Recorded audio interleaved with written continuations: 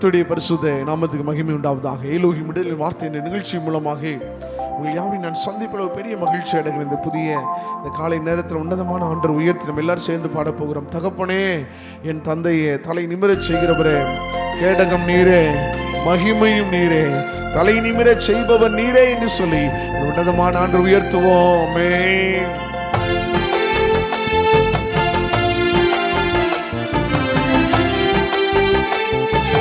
நல்ல உற்சாகம் கையில தூக்கி பாடுவோம். ஆமென். நல்ல சந்தோஷமா அவர் நம்மளை உயர்த்துகிறவராக இருக்கிறபடினாலே கேடகம் நீரே, மகிமையும் நீரே, தலை நிமிர செய்பவ நீரே.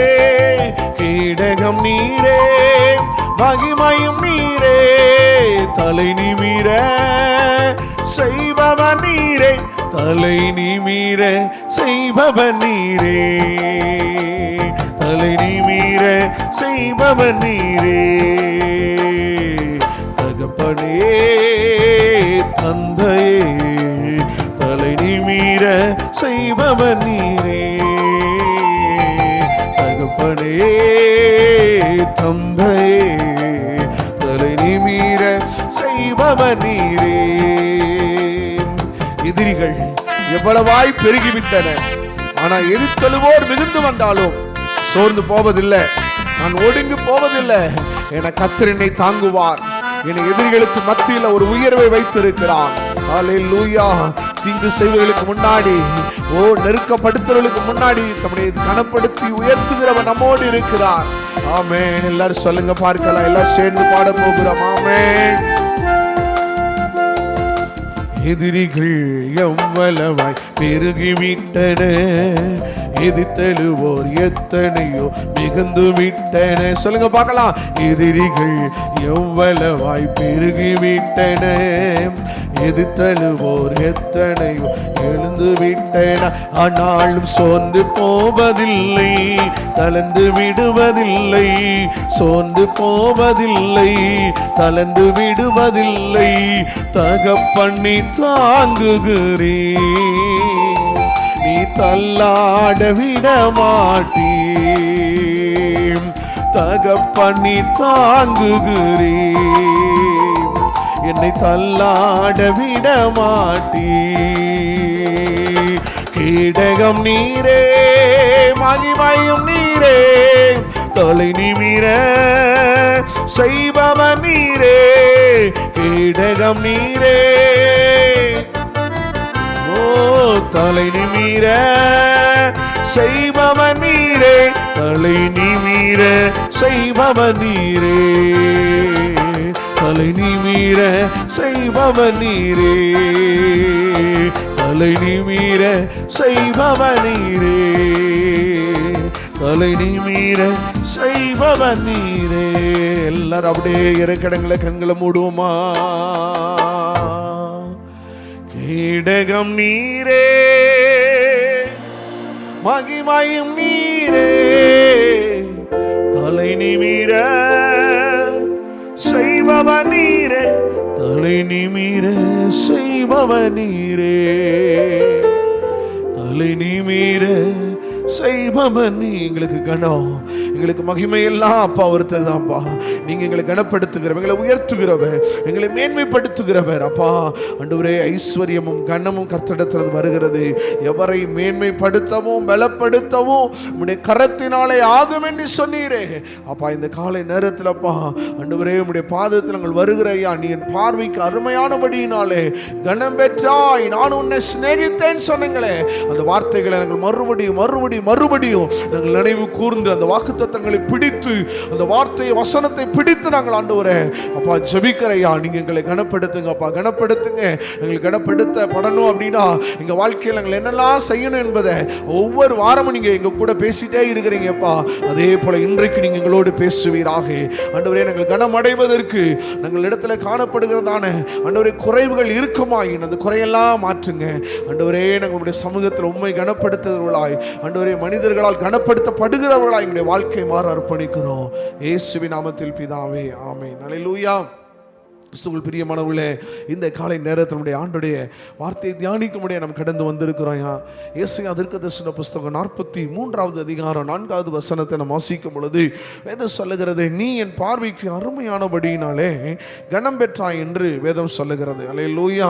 இன்னைக்கு நம்ம ஆண்டுடைய பார்வைக்கு நாம் அருமையானவர்கள், விலையேற பெற்றவர்கள் என்று நம்ம வேதத்தில் வாசிக்கிறோம். சரி, ஆண்டவர் கனப்படுத்துவார் என்று சொன்னால் ஆண்டவர் யாரை கனப்படுத்துவாரா, அவர் எப்படி கனப்படுத்துகிறார் என்று சொல்லி இன்னைக்கு கொஞ்ச நேரம் ஆண்டவருடைய வார்த்தையை நம்ம எல்லாரும் சேர்ந்து நம்ம தியானிக்க போகிறோம். பிரியமானவர்களே, வேதத்தில் நம்ம எல்லாரும் எடுத்து ஒரு வேத பகுதியை நம்ம வாசிக்கலாம். உபாகமத்தின் புஸ்தகம் 5வது அதிகாரம் 16வது வசனத்தை நாம் வாசிக்கலாம். உபாகமத்தின் புஸ்தகம் 5வது அதிகாரம் 16வது வசனம். உன் தேவனாகிய கர்த்தர் உனக்கு கொடுக்கிற தேசத்திலே உன் நாட்கள் நீடித்திருப்பதற்கும் நீ நன்றாயிருப்பதற்கும் உன் தேவனாகிய கர்த்தர் உனக்கு கட்டளையிட்டபடியே உன் தகப்பனையும் உன் தாயையும் கனம் பண்ணுவாயாக. கிறிஸ்துவுக்குள் பிரியமானவர்களே, இங்கே வேதம் சொல்லுகிறது, அதாவது நம்ம யாரை கனப்படுத்தணும் அப்படின்னு வேதம் சொல்லுகிறதா, உன் தகப்பனையும் உன் தாயையும் நீ என்ன செய்ய, கனப்படுத்து. நீங்கள் அநேக நேரங்களில் தகப்பன் தாயை கனப்படுத்துகிறோம் அப்படின்ற ஒரு விஷயங்களில் அவர்களுக்கு பிடித்தமானது செய்கிறது, அவர்களுக்கு பிடித்தமான காரியங்களை கொடுப்பது, இது மாத்திரம் இல்லை, அவர்களுக்கு நாம் கீழ்ப்படிந்திருப்பது முக்கியம்தான். ஆனால் நம்ம நிமித்தமாக தகப்பன் தாய்க்கு கனம் இருக்கணுங்க. வேதத்தில் வாசிக்கும் பொழுது பிள்ளைகள் கர்த்தரால் போதிக்கப்பட்டு இருப்பார்கள். உன் பிள்ளைகளுடைய சமாதானம் பெரியதாக இருக்கும். ஏசாயா தீர்க்கதரிசியில் சொல்லப்பட்டிருக்கு. அப்போ இன்னைக்கு பெற்றோர்கள் அநேகருடைய மனநிலை என்ன மாதிரி இருக்கும் அப்படின்னா, நம்ம பிள்ளைகள் வளர்ந்து வந்து நம்ம தலை என்ன செய்யணும், உயர்த்தணும். அப்போது ஒருவேளை இன்றைக்கி எல்லாரும் இந்த நியாயப்பிரமாணத்தில் 10 கட்டளைகளை சொல்லப்பட்டிருக்கு. உன் தகப்பனையும் உன் தாயை என்ன செய்யணும், கனம் பண்ணுவாயாக. அது என்ன செய்யப்பட்டு நமக்கு ஒரு கட்டளையாக கொடுக்கப்பட்டிருக்குது. ஆனால் நம்ம இந்த நாட்களில் வேதம் நமக்கு என்ன கற்றுக் கொடுக்குது அப்படின்னா, நீ தகப்பனை தாயும் கனம் பண்ணு அப்படின்றடைய அடையாளம் என்னென்னா, உங்கள் நிமித்தமாக உங்கள் தாயார் என்ன செய்யக்கூடாது, தகப்பனா தலை குனிஞ்சு போகக்கூடாது.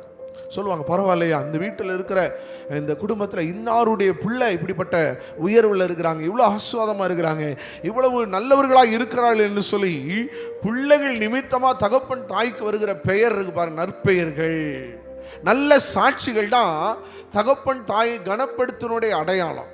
இப்போ யாரை கனப்படுத்துவாங்க அப்படின்னா, நல்ல பேர் எடுத்தவங்க, ஏதாவது சாதித்தவர்களை கூப்பிட்டு என்ன செய்வாங்க, எல்லாருமே கனப்படுத்துவாங்க. அப்போது பெற்றோர்களை நான் எப்படி கனப்படுத்துவது?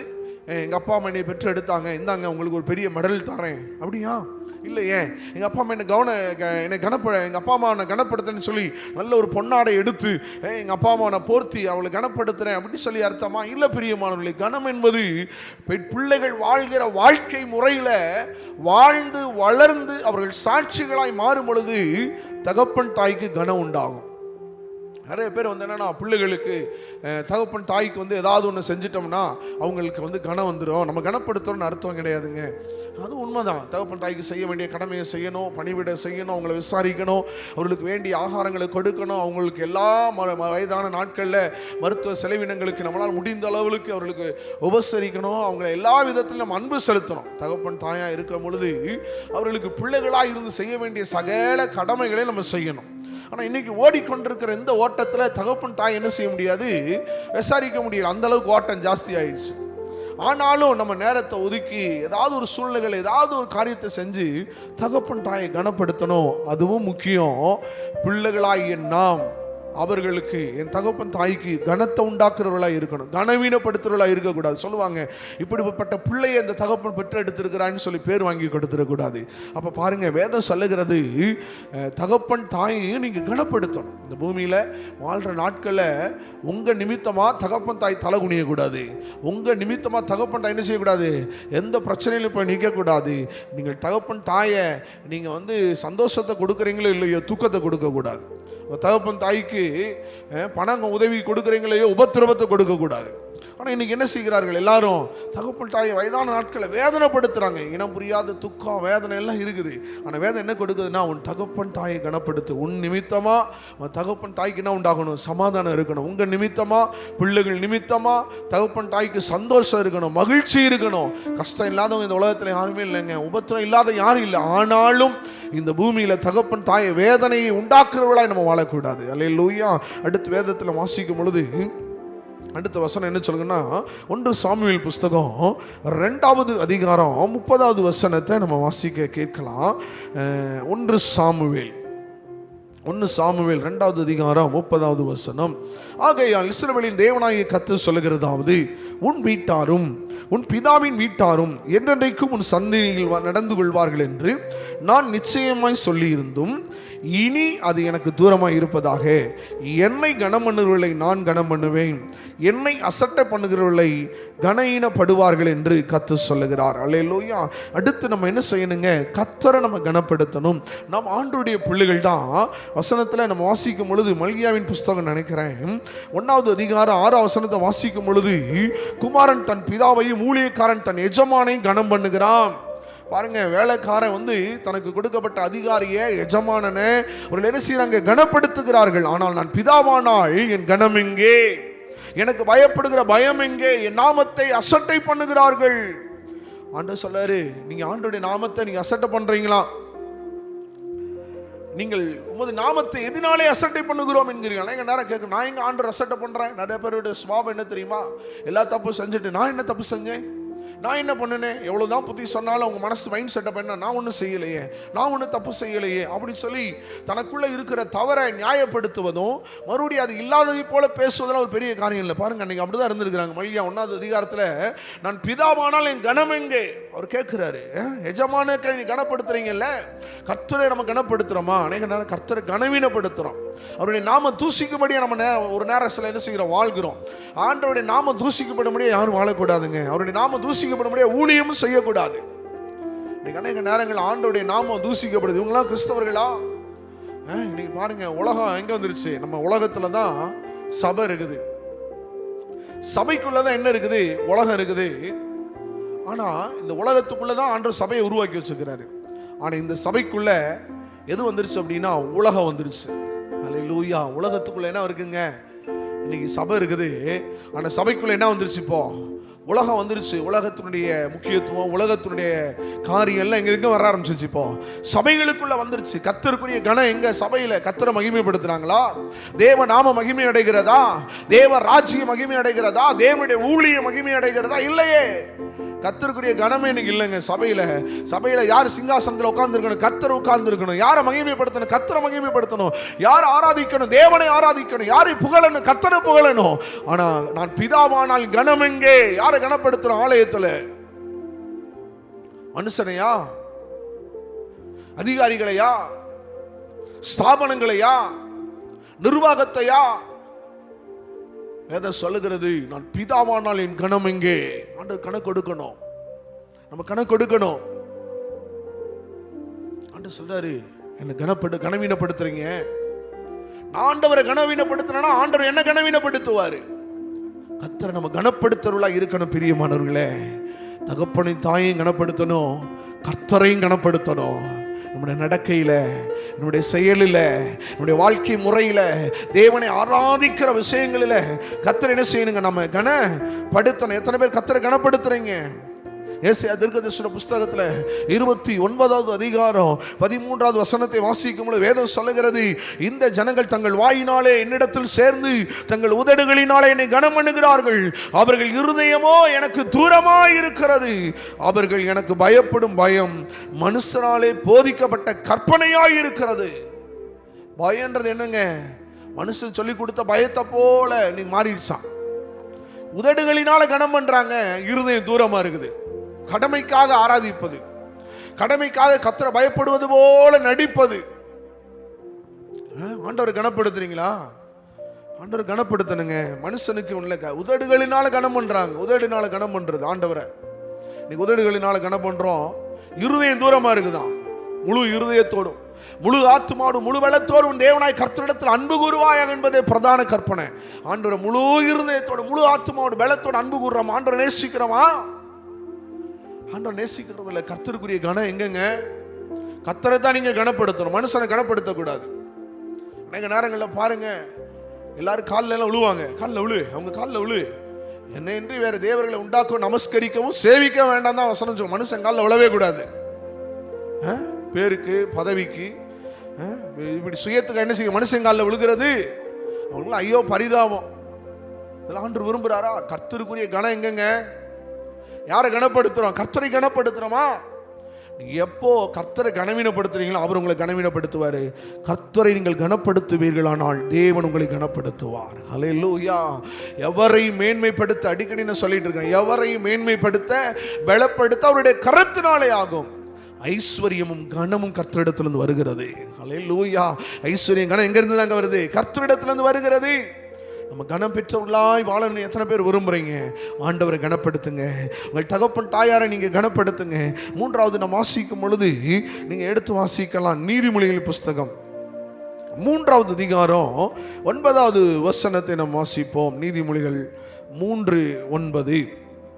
உன் பொருளாலும் உன் எல்லா விளைவின் முதல் பலனாலும் கர்த்தரை நினைசி கனம் பண்ணு என்று வேதம் சொல்லுகிறது. அல்லேலூயா. அப்போ நம்ம ஆண்டவரை எப்படி கனப்படுத்தணும் வேதம் நமக்கு கற்றுக் கொடுக்கிறதா? தேவன் கொடுத்த ஆசீர்வாதத்தின் முதல் பங்கை நம்ம யாருக்கு கொடுக்கணும்? கர்த்தருக்கு கொடுக்கணும். அப்போ நீங்கள் கொடுக்கிற பொருள், நீங்கள் கொடுக்கிற தசம பாகங்களை நீங்கள் கர்த்தருக்கு முதல் பலனை கொடுக்கும் பொழுது யாரை கனப்படுத்துறீங்களா?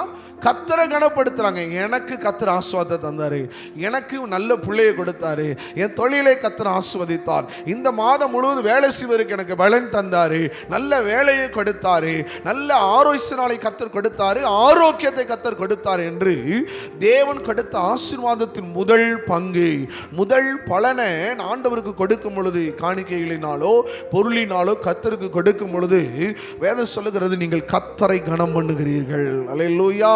அப்போ நீங்க யாருக்கு கனப்படுத்துறீங்களா? நீங்கள் கொடுக்கிற காணிக்கைகள், நீங்கள் கொடுக்கிற பொருளாதாரங்கள், பொருள் எல்லாம் யாரு கனப்படுத்தினுடைய அடையாளம்? கர்த்தரை நீங்கள் கனப்படுத்துகிறீர்கள்.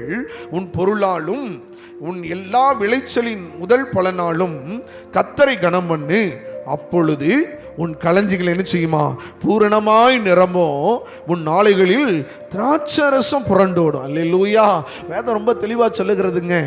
நீங்கள் ஆண்டவரை நீங்கள் பொருளினாலும் காணிக்கைகளினாலும் நீங்கள் கனம் பண்ணும் பொழுது உங்கள் களஞ்சியங்கள் பூரணமாக நிரம்பி ஆலைகளில் திராட்சரசம் புரண்டோடும். கர்த்தரை கனப்படுத்தனுடைய அடையாளம் எதனாலும் ஃபர்ஸ்ட் கர்த்தருக்கு தான்.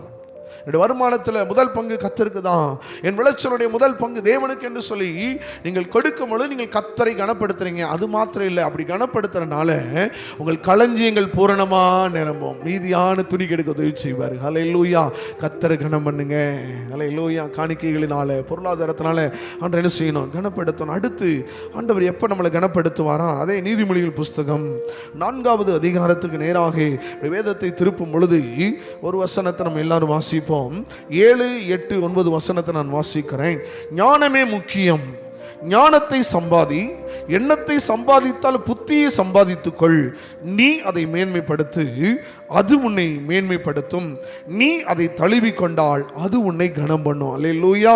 அது உன் தலைக்கு அலங்காரமான முடியை கொடுக்கும், அது மகிமையான கிரீடத்தை உனக்கு சூட்டும். வேதம் சொல்லுகிறது, சாலமோன் ஞானி இப்படி எழுதி இருக்கிறாரு, எதை சம்பாதித்தால் எதை சம்பாதிக்கணுங்க? ஞானத்தையும் புத்தியை சம்பாதி. இந்த ஞானத்தையும் புத்தியை நீ சம்பாதித்து நீ அதை மேன்மைப்படுத்தணும். எதை மேன்மைப்படுத்தணும்? ஞானத்தை மேன்மைப்படுத்து. புத்தியை நீ மேன்மைப்படுத்தினா நீ அதை தழுவி கொண்டால் அது உன்னை கனம் பண்ணும். அல்லேலூயா. அப்ப எனக்கு கனம் வேணும் நான் விரும்புறேன் அப்படின்னா நம் ஞானம் உள்ளவர்களாய் இருக்கணும், புத்தி உள்ளவர்களாய் இருக்கணும். ஞானத்தை சம்பாதி, புத்தியை சம்பாரி. ஒரு மணி அடிக்கடி சொல்லவேன், எல்லாமே இருந்தோம் ஞானமும் புத்தியும் இல்லை அப்படின்னுச்சுங்க. சொத்து இருக்குது, வீடு இருக்குது, நிலங்கள் இருக்கிறது, எல்லா ஆசீர்வாதமும் பூமியில் இருந்தும் ஒரு மனிதன் கைகளில் ஞானம் அவன்கிட்ட இல்லை, அவன் புத்தி உள்ளவனா இல்லைன்னு வச்சுக்கோங்க, அவன்கிட்ட இருக்கிற எல்லா ஐஸ்வர்யத்தையும் எல்லா ஆசீர்வாதங்களையும் சொத்துக்களை என்ன செஞ்சிருவான்? இழந்து போயிடுவான். அல்லேலூயா. அவன் என்ன செஞ்சிருவானா? இழந்து போயிடுவான். ஒருவேளை இந்த வார்த்தையை கேட்டுக்கொண்டிருக்கிற கர்த்தருடைய பிள்ளைகளை நீங்கள் ஆண்டோட சமூகத்தில் கேட்கணும், ஆண்டவரே என் வாழ்க்கையில் இந்த ஞானத்தை எனக்கு தாங்கப்பா, புத்தியை தாங்க. இந்த ஞானம் புத்தி உங்கள் வாழ்க்கையில் இருக்குன்னு சொன்னால், உங்கள் பிள்ளைகளிடத்தில் இருக்குன்னு சொன்னால், உங்கள் கணவனிடத்தில் இருக்குன்னு சொன்னால், உங்கள் மனைவியிடத்தில் இருக்கும் என்று சொன்னால் நீங்கள் கனம் பெற்றவர்களாக இருப்பீர்கள். இன்னைக்கு ஆண்டவர்கிட்ட கேட்க போகிறோம், ஆண்டவரே எங்கள் தலையை நிமிர்த்துங்கப்பா. ஹல்லேலூயா. எல்லாரும் அப்படியே கண்களை மூடி ஹல்லேலூயா. ஆவியானவரே, இந்த காலை நேரத்திலப்பா ஆண்டவரே, தகப்பனை தாயை கனம் பண்ணுகிறவளா எங்களை மாற்றுங்க ஐயா. ஆண்டவருடைய வார்த்தை இப்படிதான் சொல்லப்பட்டிருக்கிற, தகப்பனை தாயை கனம் பண்ணி எங்கள் நிமித்தமா தகப்பன் தாய் வேதனை அனுபவிக்க கூடாது. பிள்ளைகள் நிமித்தமா எத்தனையோ பெற்றோர்கள் அவமானத்தையும், எத்தனையோ பெற்றோர்கள் மன உளைச்சலையும், எத்தனையோ பெற்றோர்கள் நிம்மதி இழந்திருக்கிறார்கள். ஆனால் இந்த காலை நேரத்தில் நாங்கள் ஜெபிக்கிறையா, பிள்ளைகள் நிமித்தமா தகப்பன் தாய்க்கு ஒரு கனம் உண்டாகட்டும் ஐயா. ஆண்டவரே, கனம் உண்டாகிறவர்களாய் வாழ உதவி செய்யுங்கப்பா. அதே போல நாங்கள் கர்த்தரை கனப்படுத்தணும்ப்பா. பிதாவுக்குரிய கனத்தை நாங்கள் கொடுக்கணும், தேவனுக்குரிய கனத்தை நாங்கள் கொடுக்கணும் அப்பா. தேவன் ஆண்டவரை கொடுக்க வேண்டிய கனத்தை கொடுக்காதபடிக்கு நாங்கள் மனுஷரை கனப்படுத்துவோமானால் வேதம் சொல்லுகிறது அப்பா, அவனுக்கு ஐயோ என்று. ஒருவேளை இந்த நாளில் ஆண்டவரே, இந்த வார்த்தையின்படியே நாங்கள் ஆண்டவரே உத்தரவாதத்தோடு ஜெபிக்கிறேன் ஐயா. ஆண்டவரே, உதடுகளினால் நாங்கள் கனம் பண்ணாதபடிக்கு ஆண்டவரே, உள்ளத்தின் ஆழத்திலிருந்து இருதயத்திலிருந்து நாங்கள் கர்த்தரை கனம் பண்ணுவதற்கு தேவன் எங்களுக்கு அனுகிரகம் செய்வீராக. கர்த்தர் அனுகிரகம் செய்வீராக அப்பா. முதல் பலன் வருமானத்தில் கனப்படுத்த உதவி செய்யுங்கப்பா. ஆண்டவரே, அது களஞ்சியங்கள் நிரம்பத்தக்கதாக ஆசீர்வாதத்தை கொண்டு வரட்டும் ஐயா. ஒவ்வொருவருக்கும் அந்த கிருபைகளை தருவீராக, தருவீராக, தருவீராக. ஞானத்தை சம்பாதி, புத்தியை சம்பாதி, அது உன்னை மேன்மைப்படுத்தும். அதை தழுவி கொண்டால் அது உன்னை கனப்படுத்தும். ஆண்டவரே, ஞானத்தோடு புத்தியோடு இருந்து கனம் பெற்றவர்களாய் வாழ தேவன் அனுகிரகம் செய்வீராக. அனுகிரகம் செய்யுங்கப்பா. அர்ப்பணித்து ஜெபிக்கிறோம், ஒப்பு கொடுத்து ஜெபிக்கிறோம். பரிசுத்தாவின் பெரிய காரியங்களை செய்யுங்க இயேசுவின் நாமத்தில் பிதாவே. ஆமென், ஆமென், ஆமென். God bless you. கர்த்தர் ஒவ்வொருவரையும் ஆசீர்வதிப்பாராக. ஆமென்.